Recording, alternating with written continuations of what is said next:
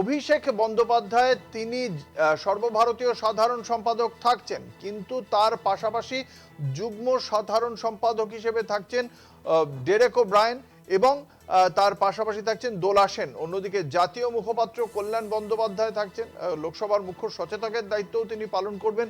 তৃণমূল কংগ্রেসের যুব সংগঠনের দায়িত্ব যেমন পালন করছিলেন সায়নী ঘোষ, তার হাতেই দায়িত্ব থাকলেও ট্রেড ইউনিয়নের দায়িত্বে থাকবেন মলয় ঘটক, কেন্দ্রীয় ট্রেড ইউনিয়নের দায়িত্বে থাকবেন মদন মিত্র।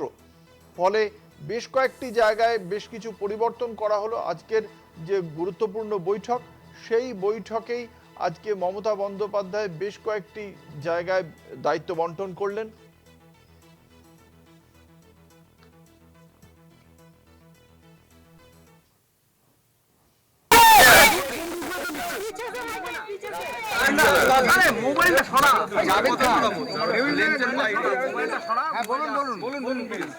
আছে সবাই কালকে জাভেদ খান একটু আমার সামনে বলেছে এই মোবাইলটা কার, এইটা কার, মোবাইলটা আরো সামনে নে, আমি আপনাদের কাছে উত্তরটা সামনে নিয়ে নে, আস্তে আস্তে আমি উত্তরটা দিয়ে দেব, নিচু করো, আপনারাই কথা বলুন।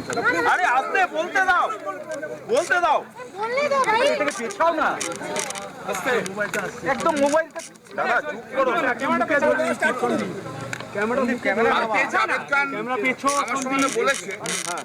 সত্য কথাটা যেটা হচ্ছে সেটা হলো, দিদি বলেছিল যে জাভেদ খান কয়েকটা লোক পাঠাবে যাদের বাড়ি ভাঙা হবে। তো একটা ওই শনিবার কি রবিবার হবে 23। আপনারা শুনছেন এই মুহূর্তে কল্যাণ বন্দ্যোপাধ্যায় যে কথা জানিয়েছেন যে দলের পক্ষ থেকে ইতিমধ্যেই দলের এই চেঞ্জেসগুলো হয়েছে, পরিবর্তনগুলো হয়েছে, দলের বিভিন্ন কমিটির মাথায় কারা বসবেন সেগুলো স্থির যেমন হয়েছে, তার পাশাপাশি তিনি গুরুত্বপূর্ণ প্রশ্ন তুলে দিয়েছেন যে বিধানসভা স্পিকারের পক্ষ থেকে ঋতব্রত বন্দ্যোপাধ্যায়কে যে বিরোধী দলনেতা হিসেবে স্বীকৃতি দেওয়া হলো, সেই চিঠি কি কেন বিধানসভার যে ওয়েবসাইট রয়েছে কেন সেটা সেখানে প্রকাশ করা হলো না, কেন সেই চিঠি সংবাদ মাধ্যমকে দেখানো হলো না, সেই প্রশ্ন তুলে দিয়েছেন তিনি। একই সঙ্গে তার বক্তব্য যে ঋতব্রত বন্দ্যোপাধ্যায়কে যে বাকি 58 জন বিধায়ক সমর্থন করছেন, সেই সমর্থনের সেই বিষয়টি বা কোথায়, যে প্রশ্ন তুলে ইতিমধ্যেই একটি রাইট টু ইনফরমেশন অ্যাক্টে একটি চিঠি দিয়েছেন কুণাল ঘোষ, সেই বিষয়টি উঠে এলো আজকে কল্যাণ বন্দ্যোপাধ্যায়ের বক্তব্য। এবং একই সঙ্গে তার বক্তব্য তৃণমূল কংগ্রেস দলে কি পরিবর্তন করবে, আগের পূর্ণভাবে তৃণমূল কংগ্রেসের সিদ্ধান্ত, এই বিষয়ে অন্য কেউ কিছু করতে পারে না। বিধানসভা স্পিকার তিনি ঋতব্রত বন্দ্যোপাধ্যায়কে তৃণমূল কংগ্রেস থেকে বহিষ্কার করার প্রেক্ষিতে প্রশ্ন তুলেছিলেন কেন ঋতব্রতকে আগে শোকজ করেনি। এ বিষয়ে কল্যাণ বন্দ্যোপাধ্যায়ের সাফ জবাব যে এটি দলের অভ্যন্তরীণ বিষয়, এই অভ্যন্তরীণ বিষয়ে স্পিকারের মন্তব্য করার কোনো এখতিয়ার নেই। ফলে সেই বিষয়টিকে নিয়ে তিনি পরিষ্কারভাবেই স্পিকারের এখতিয়ার স্মরণ করিয়ে দিয়েছেন। আমাদের সঙ্গে রয়েছেন কালীঘাটে উপস্থিত রয়েছেন আমাদের প্রতিনিধি দেবাশিস সেনগুপ্ত। সরাসরি চলে যাব দেবাশিসের কাছে। দেবাশিস, তুমি যে কথা বলছিলে যে আজকে এই যে বিদ্রোহী গোষ্ঠী, সেই বিদ্রোহী গোষ্ঠীর থেকে কারোর সঙ্গে পক্ষ থেকে কি এই যোগাযোগ করা হয়েছিল মমতা বন্দ্যোপাধ্যায় বা তার কোনো ঘনিষ্ঠের সঙ্গে? দেখো, প্রথমে বলতে পারি যে ইতিমধ্যে যেখানে এসছিলেন সেখানে দুজন বিধায়ক, যারা একজন বিধায়ক এসছিলেন সেখানে স্বরূপনগরের বিধায়ক বীণা মণ্ডল, তিনি মমতা বন্দ্যোপাধ্যায়ের সঙ্গেই আছেন, তিনি কিন্তু এসছেন জানি না, তিনি তাদের এই আমন্ত্রিতদের মধ্যে ছিলেন না। যদিও এই বৈঠক একদম লিমিটেড লোকজনকে ডাকা হয়েছিল সাংগঠনিক স্তরে, এবং সেক্ষেত্রে দাঁড়িয়ে সাংগঠনিক স্তরে বেশ কিছু পরিবর্তন হিসেবে দেখা গিয়েছে।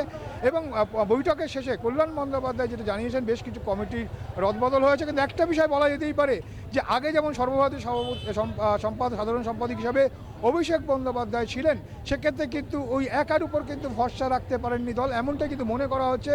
এবং সেই জায়গায় আরও দুজনকে কিন্তু সেখানে দেওয়া হয়েছে, সে নামের মধ্যে একটি হচ্ছে ডেরেক ওব্রায়েন এবং পাশাপাশি দোলা সেন, তাদের নামও কিন্তু তার মধ্যে সংযুক্ত করা হয়েছে। এবং সেক্ষেত্রে ট্রেড ইউনিয়নের ক্ষেত্রে সেখানে ইতিমধ্যেই শুনতে পাওয়া যাচ্ছে যে তৃণমূল কংগ্রেসের সংসদীয় দলের একটা ভাঙন আসতে পারে, এমন একটা জল্পনা চলছে। এই বিষয়ে দলের কি মূল্যায়ন, দল কি এ বিষয়ে দলের যে 29 জন সাংসদ রয়েছেন তাদের সঙ্গে কি যোগাযোগ করছে? দেখো, দল তার আজকে যে হয়েছে বৈঠক, সেই বৈঠকে নিয়ে কল্যাণ বন্দ্যোপাধ্যায় পরবর্তীকালে তিনি প্রেস সাংবাদিক সম্মেলন করে তিনি সে কিছু বলতে না ছিল। দল যে অ্যাউটপুট আছে এমনটাই তাদের বক্তব্য, এবং সেই দলের জায়গায় তারা কিন্তু কোনো মতেই সে কথা কিন্তু বলতে যায়নি, এবং তারা মনে করছেন দল আবার ঘুরে দাঁড়াবে। মমতা বন্দ্যোপাধ্যায়ের উপর মানুষের আস্থা আছে, ছিল এবং থাকবে, এমনটাই বলছে। এবং দলের ক্ষেত্রে কিছু নতুন করে তারা রিসাফেল করা হয়েছে, যেমন মহিলা নেত্রীর ক্ষেত্রে সেক্ষেত্রে মালা রায়কে মহিলা সংগঠনের দায়িত্ব দেওয়া হয়েছে। এর পাশাপাশি চন্দ্রিমা ভট্টাচার্য, তাকে কিন্তু সুব্রত বক্সী যেহেতু অসুস্থ, সেই সুব্রত বক্সীকে জায়গায় যেখানে কিন্তু সঙ্গে কিন্তু চন্দ্রিমা ভট্টাচার্যকে রাখা হয়েছে, এবং সংগঠনকে আবার ঢেলে সাজানোর ব্যবস্থা করা হচ্ছে।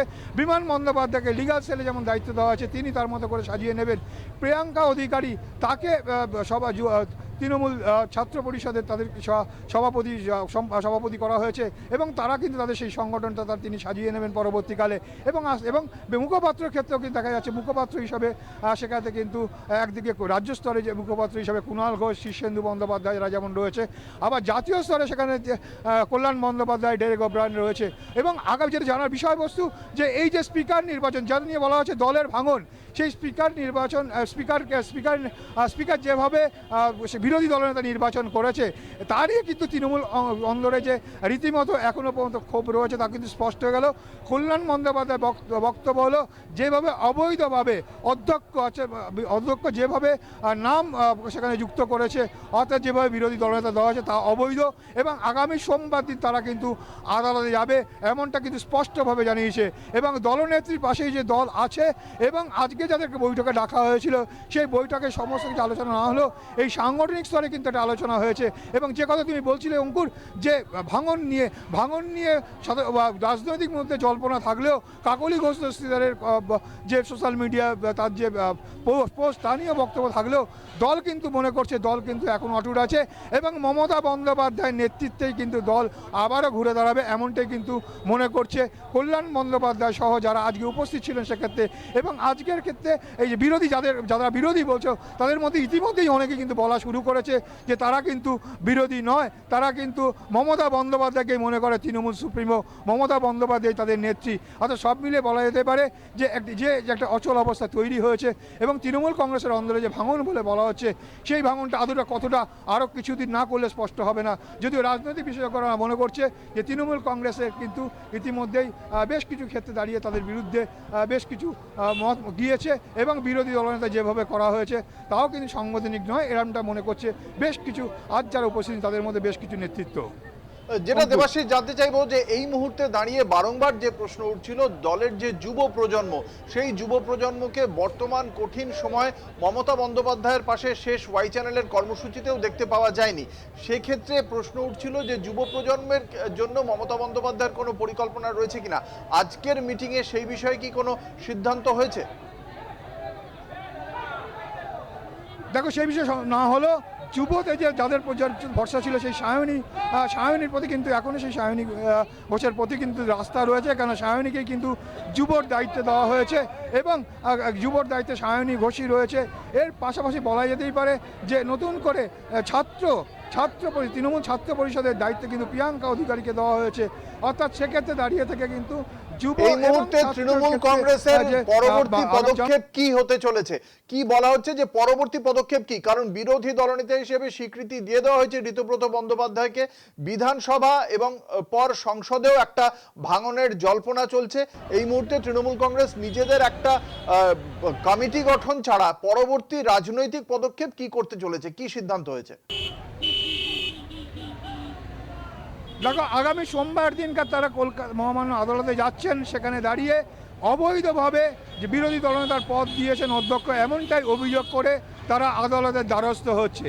এর পাশাপাশি বর্তমান রাজ্য সরকার যেভাবে প্রশাসন যেভাবে নিশ্চুপ হয়েছে, রাজ্যবাসীর উপর যেভাবে অত্যাচার হচ্ছে, এর পাশাপাশি তৃণমূল কংগ্রেসের নেতৃত্ব এবং তাদের যে সমর্থকদের ধরে যেভাবে দড়ি দিয়ে বেঁধে ঘোরানো হচ্ছে তা অসাংবিধানিক, তা নিয়েও কিন্তু আগামী দিনে তারা আদালতের দ্বারস্থ হবে, এবং তৃণমূল কংগ্রেস আবার ঘুরে দাঁড়াবে, আবার তারা বিভিন্ন কর্মসূচি তারা নেবে, মানুষের পাশে তারা থাকবে, এমনটাই কিন্তু বার্তা স্পষ্টভাবে দিয়েছেন কল্যাণ বন্দ্যোপাধ্যায়। আজ বৈঠকে এমনটাই আলোচনা, যে একদিকে সাংগঠনিক, পাশাপাশি আগামী দিনে কী হবে তাদের রণকৌশল, তা নিয়েও কিন্তু আলোচনা হয়েছে। অঙ্কুর, ধন্যবাদ। আমাদের সঙ্গে ছিলেন আমাদের প্রতিনিধি দেবাশিস সেনগুপ্ত।